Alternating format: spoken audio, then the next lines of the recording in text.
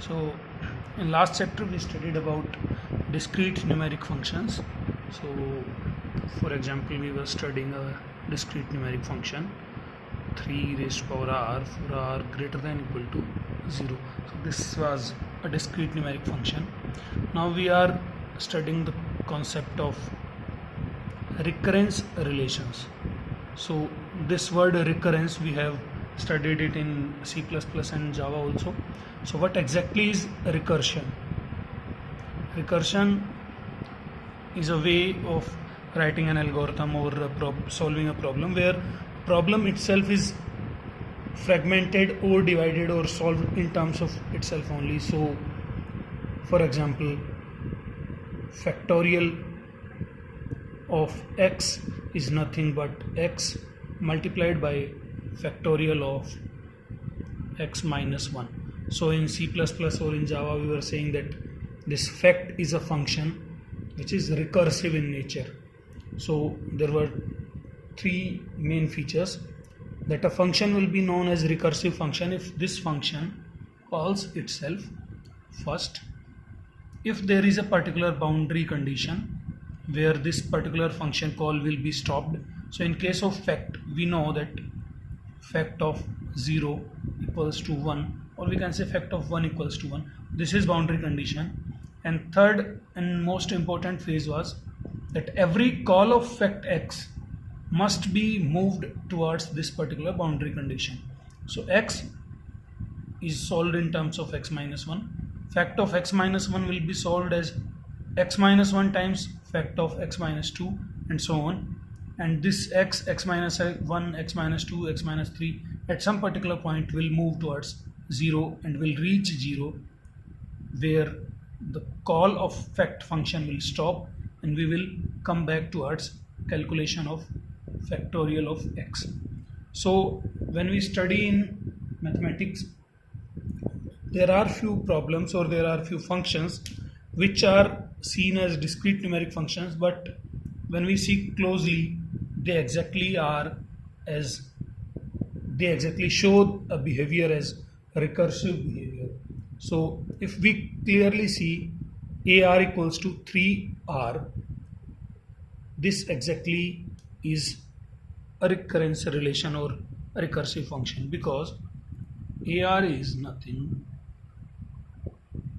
but 3 raised to power 0, which is 1 for r equals to 0, 3 for r equals to 1, 3 times 3 for r equals to 2. This 3 times 3 is 3 raised to power 2. So this is 3 times 3 times 3 for r equals to 3, and so on. So what exactly is AR? AR is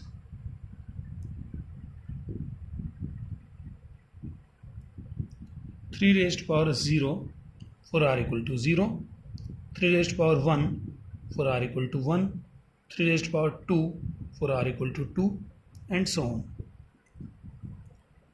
We know the property of power, that 3 raised to power x is nothing but 3 times 3 raised to power x minus 1. So 3 raised to power x is ax. This is 3 times 3 raised to power ax minus 1 is ax minus 1, because we can see a0 is 3 raised to power 0, a1 is 3 raised to power 1, a2 is 3 raised to power 2. So ax will be 3 raised to power x and ax minus 1 will be 3 raised to power x minus 1. So ax can itself be expressed in terms of ax minus 1 only. So a discrete numeric function, if explained and expressed as a function in its terms only, we can say this particular function is known as recurrence relation. So AR equals to 3 times AR minus 1. We know that this is recurrence relation. but as we know that there must be a boundary condition also. So boundary condition for this particular function was 1. A0 was 1. So if we put in this particular function A0, we know that 1. A1 is 3 times A0, which is 3 times 1, which is 3.